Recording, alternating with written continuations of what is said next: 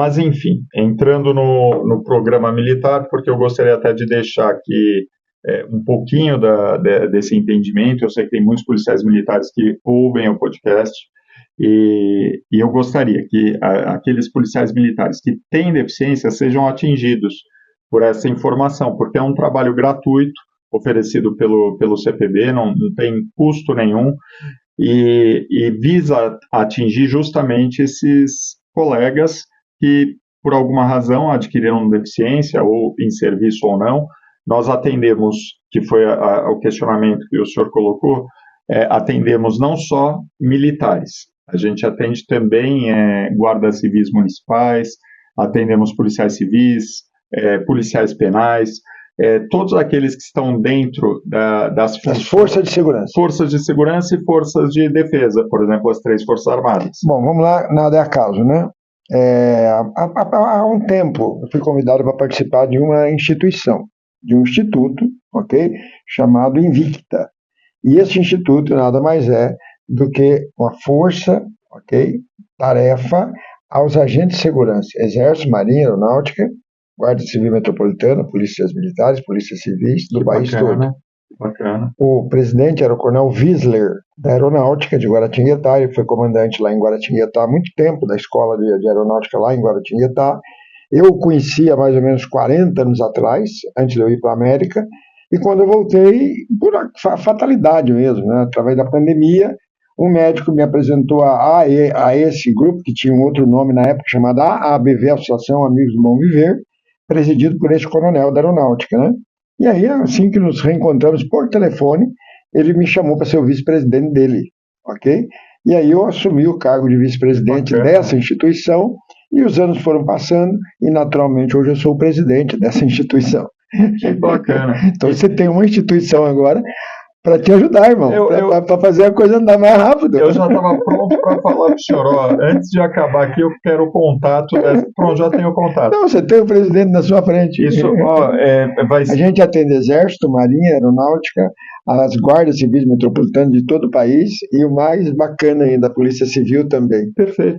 Que é praticamente só criar um link. Público. Exato. E temos também um local, que eu te falei, Perfeito. Que nós temos lá cachoeiras, nós temos lá rapel, nós temos lá tirolesa de 200 metros, ok? Tem um paredão de escalada. Eu faço questão de conhecer. Não, e o bacana é que a gente tem um fardamento, ok? Ele é tingido, um fardamento aí bacana mesmo, e aí a gente faz paintball também. E eu vou, assim, depois da nossa entrevista, nós vamos inteirar mais, para você conhecer, são 19 apartamentos, e o bacana que a gente pode oferecer isso até talvez bem, eu já diria até quase gratuita mesmo, a quem queira por lá para praticar um pouco de esporte. Especialmente a questão da caminhada. Nós estamos no pé do Pico dos Marins, para escalar o Pico dos Marins. Nossa, deve ser um local lindo. É fantástico, irmão. Nós temos um lago lá, um dia o Figueiredo falou, o presidente Figueiredo da PMDFS, o Vlad também, professor, a gente tem que criar aqui um sistema de tirolesa na cadeira de rodas, que aí o cara já vai para dentro do lago de uma vez, entendeu? Cria lá uma rampa de chegada lá, onde até pela metade do corpo, mas trava é a cadeira que vai na tirolesa, entendeu?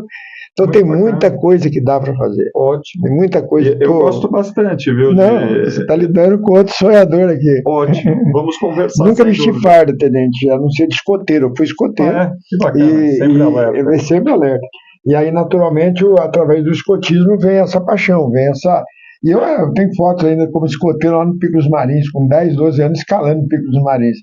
Vou para a América, mudo para todo quanto é lugar desse Brasil, no entanto, quando vem terminar a vida lá na história, no mesmo pé do Pico dos Marins. Então, não é acaso a nossa conversa. Eu não me recordo, eu acho que eu nunca estive no Pico dos Marins, mas sei que tem uma história de... Ali o Exército faz muito acampamento, lá é local de treinamento do Exército Brasileiro, porque em Lorena tem o 5º BI, antigamente 5º RI, né, Regimento de Infantaria. Aí, naturalmente, ali, então, é onde os escoteiros iam com o Exército, a molecada ia junto, seguindo o pessoal do Exército Brasileiro, e é uma paixão. Convidado está... Convide outras pessoas, porventura, que também queira conhecer. Vamos convidar a Alessandra, o marido dela, para você ir lá e falar, poxa, dá para fazer muita coisa aqui. Ótimo. Sabe, nós temos cachoeiras lá, tudo natural, mas é muito lindo. É um lugar assim, é do outro planeta. E é grande, são 19 alqueires de terra. é muito grande a propriedade. Então, o grande segredo é como é que a gente pode somar. Eu já vi que você é sonhador, eu também, então o que a gente tem que fazer? Fazer o dia ficar mais Claro. tranquilo.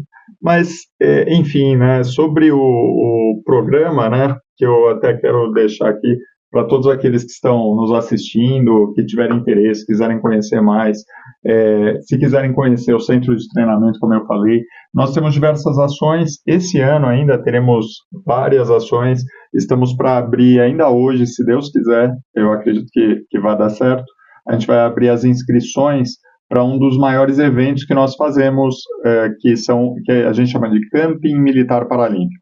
Então, por exemplo, a Alessandra, quando... Aqui é o lugar, então, tá pronto, tá apto. Lógico. Fácil, sim, acesso, todo asfaltado. A ideia é ótima. Poxa, eu acho que são coisas que a gente... algumas barracas do Exército Brasileiro, emprestadas por alguns paraquedas, inclusive, até paraquedas dá para fazer umas barraconas enormes. É lógico que a gente tem uma série de questões relacionadas à acessibilidade. A gente tem questões relacionadas... Adaptar, vamos fazer a adaptação. Tem a questão relacionada aos espaços de treinamento, porque, por exemplo, a gente, no programa militar hoje, trabalha principalmente com o tiro com arco. Ok, que dá para fazer. Eu imagino tranquilo. Que pelo que eu vi. Não, eu vou mais longe com você. O ano era 2010, o coronel Codelo, que é de Lorena, só para você ter uma ideia, ele é irmão de um coronel, também do Exército Brasileiro, e aí o Codelo me apresentou o Sargento Elcio, na PMDFESP, o antigo presidente da PMDFESP, né? E aí o Codelo estava dando palestra em Pirituba e falou: professor, o senhor vem, o senhor fala da própria PM e tal, o senhor não poderia falar também um pouquinho da PMDFESP? Eles não têm acessibilidade aqui para ir de sala em sala, o senhor não poderia fazer? E eu me lembro até hoje, era o Ricardo que ficava lá com a esposa lá em Pirituba, e eu comecei a levar o Ricardo comigo de sala em sala e começamos a trazer bastante associados para a PMDFESP. Isso gerou uma amizade muito grande entre eu e o presidente, o Elcio, e aí naturalmente o Elcio falou: professor, como é que é a história do sítio lá? Eu falei: vamos embora, o dia que o senhor quiser ir. E eu vou te mandar um vídeo, 10 piruinhas doblô deles lá, e então dá para provar que dá para ter acessibilidade, que eles passaram um dia todo conosco, todos os deficientes da PMDFESP, o ano é 2010, as doblôs saíram daqui, e é interessante, o assunto é como você falou, uma oportunidade vai abrindo outra, né? Uma porta vai abrindo outra. Mas o que o Elcio foi fazer lá em Piquete? O que os deficientes físicos foram fazer lá naquele dia específico? Vou abrir um parênteses aqui no nosso podcast, mas é muito encantador o que eu vou te falar. Uma empresa em São José dos Campos, não vou evitar de citar o nome dela, ela é um call center, ok? E infelizmente no call center tem muito problema. Antigamente tinha mais problema, vou reformular. Tenente, em São José dos Campos aconteceu uma situação da morte de uma jovem dentro do ambiente de trabalho, num call center, e aí naturalmente me contrataram como consultor para que eu pudesse lá tentar motivar aqueles que estavam muito tristes por uma jovem de 19 anos ter morrido do lado deles, porque na cabeça de jovem não morre. Essa é uma grande verdade. Pessoas de 20 anos, 23, né, eles nem imaginam que a morte é para velho, morte é para o avô, mas nunca para alguém da mesma idade. E isso gerou muita depressão na empresa, uma empresa grande.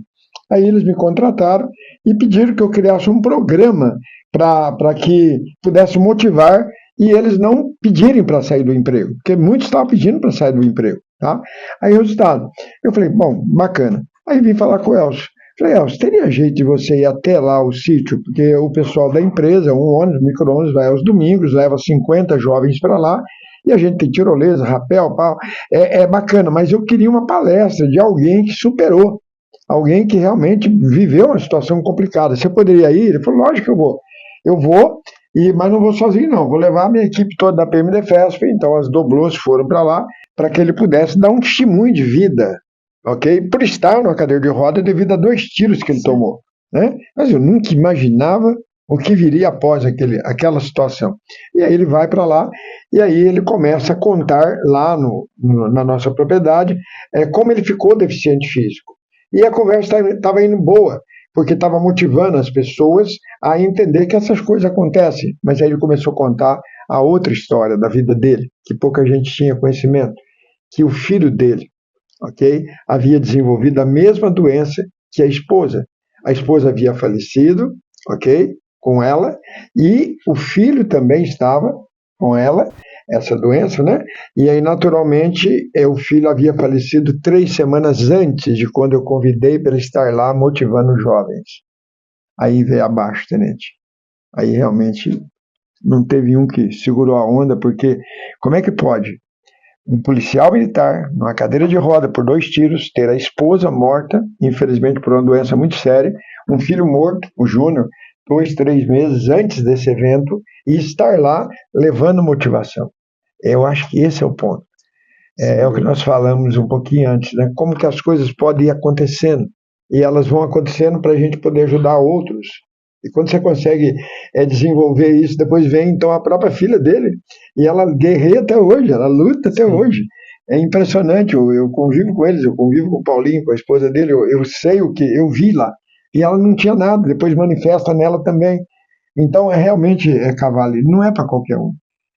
Por algum motivo, Deus permite alguma coisa para alguns, para que este alguns ajude a outros, para que esses outros também, caso venham a passar por isso, tenham força.